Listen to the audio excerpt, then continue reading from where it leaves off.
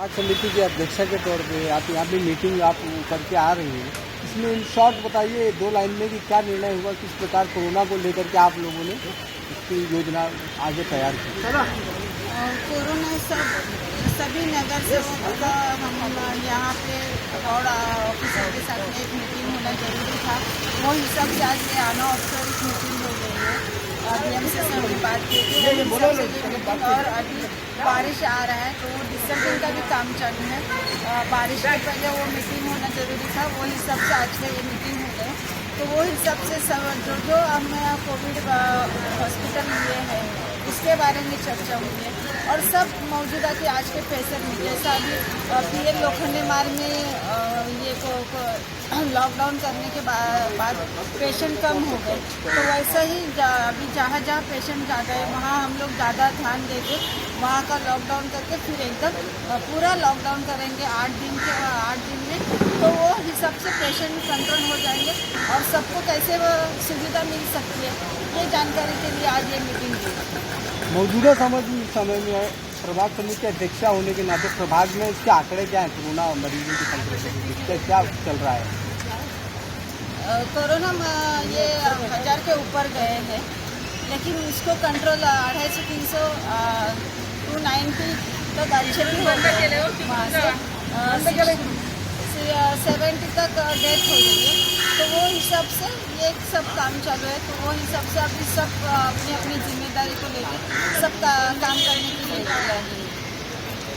चेंबूर विधानसभा में राहत सामग्री वितरण वगैरह, हेल्थ चेकअप कैंप वगैरह, स्वास्थ्य कैंप लगाने के अलावा आप ये कब तक का ये जारी रहेगा? आपने जो निस्वार्थ भाव से जो पूरे विधानसभा स्तर में आपने मुहिम चलाई है, लोगों की ज़रूरतमंदों की मदद करना, मुफ्त वितरण करना, कब तक चालू रहेगा मैडम?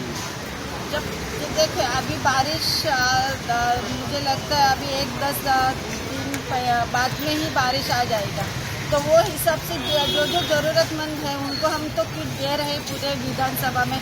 सब नगर सेवक अपने अपने हिसाब से कर रहे हैं।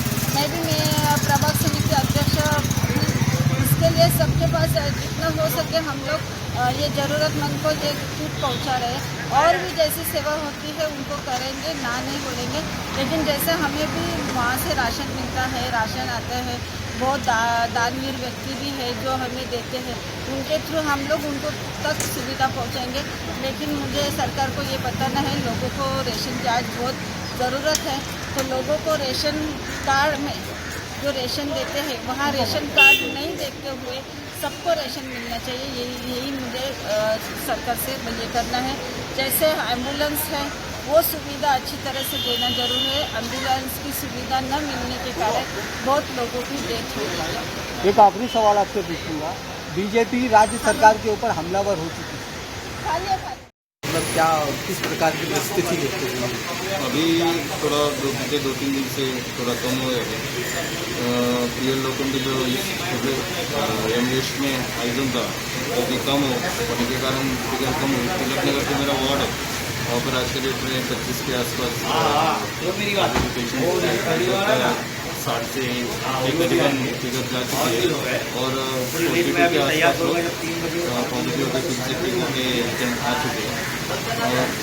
और जो मीटिंग हुई यहाँ पर तो उसके वार्ड अध्यक्ष और हम सारे नगर सेवक, सारे अधिकारी, विशेष करके डॉक्टर पाटिल, महमूद और उनकी सारी टीम जो काम कर रही है, उनको और क्या करना चाहिए, किस तरह से क्वारंटाइन सेंटर अच्छे होने चाहिए, उसके बारे में चर्चा हुई। इसी तरह जल्द से जल्द किस तरह से एम्बुलेंस अवेलेबल हो, जो भी पॉजिटिव पेशेंट मिलता है तो तुरंत उसकी सोसाइटी में, उसके एरिया में किस तरह से सैनिटाइजेशन किया जाना चाहिए।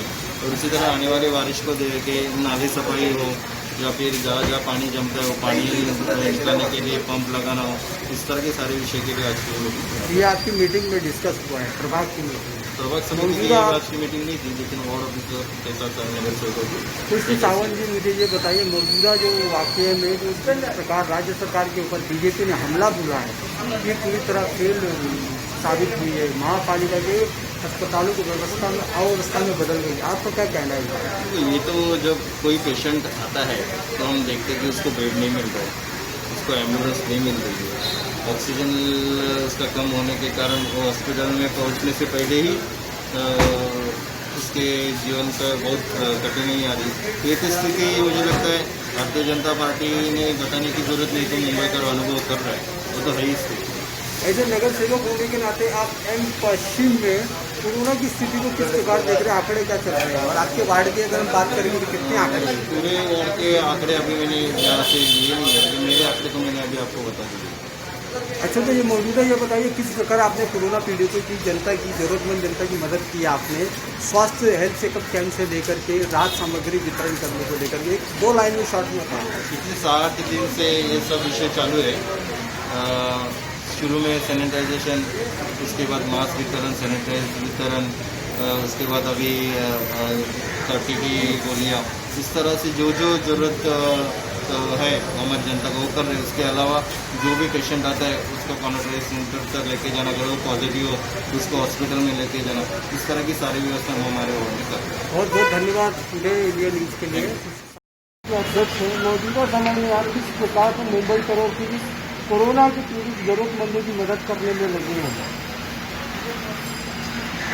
मुंबई की समस्या मुंबई के लिए नहीं, आज जो पूरे वर्ल्ड में विश्व में छाई हुई समस्या है। तो समस्या को हल करने के लिए हम अभी जो पूरी कोशिश कर रहे हैं, महापालिका के माध्यम से और हमारे माध्यम से हम पूरी कोशिश कर रहे हैं। और दूसरी ये मौजूदा समय में जब मीटिंग हुई प्रभाग की, इसमें क्या क्या मतलब किन बातों पे मतलब वो रोशनी डाली गई ताकि उसको कोरोना से मतलब उसको रोका जा सके? चेंबूर में एम वेस्ट में कोरोना को कैसा कम किया जाए इसके ऊपर चर्चा हुई। आने वाला बारिश जो मानसून है तो उसमें लोगों की सुविधा कैसी होनी चाहिए, क्योंकि कोरोना है फिर बारिश में आने वाली जो मलेरिया है, डेंगू है, ऐसी जो कि जो बारिश में आते हैं, उनके हिसाब से उसकी भी तैयारी कैसी होनी चाहिए, इस बारे में आज विचार विमर्श हुआ। सर, आपसे एक आखिरी सवाल करूँगा कि अभी वर्तमान समय में राज्य सरकार के ऊपर हमले हो रहे, विपक्षी पार्टी बीजेपी हमलावर हो रही है, उस पर क्या कहना चाहेंगे? व्यवस्था को लेकर सवाल उठाए जा रहे हैं मुंबई महापालिका के अस्पताल में। देखो क्या है कि आज बीमार इतने हुए हैं, गलत घटना को अनदेखा नहीं किया जाएगा, इसको सुधारना चाहिए। अगर आज जो वैश्विक महामारी जो आई है ये पिछले 100 साल में पहली बार आई है, क्योंकि रोजमर्रा की नहीं है, 100 साल में पहली बार आई है। तो विपक्ष में राजनीति को, राजकारण को बाजू में रखते हुए विपक्ष और सत्ताधारी में साथ मिलकर काम करने की जरूरत है। सर, आपकी मदद कब तक जारी रहेगी जरूरतमंदों के लिए? जब तक जरूरतमंदों को जब तक जरूरतमंद है तब तक हम लोग काम करते हैं। मतलब अनिल पाटनकर जी पूरे चेंबूर पर करके किसी को भूखा रहने नहीं देंगे।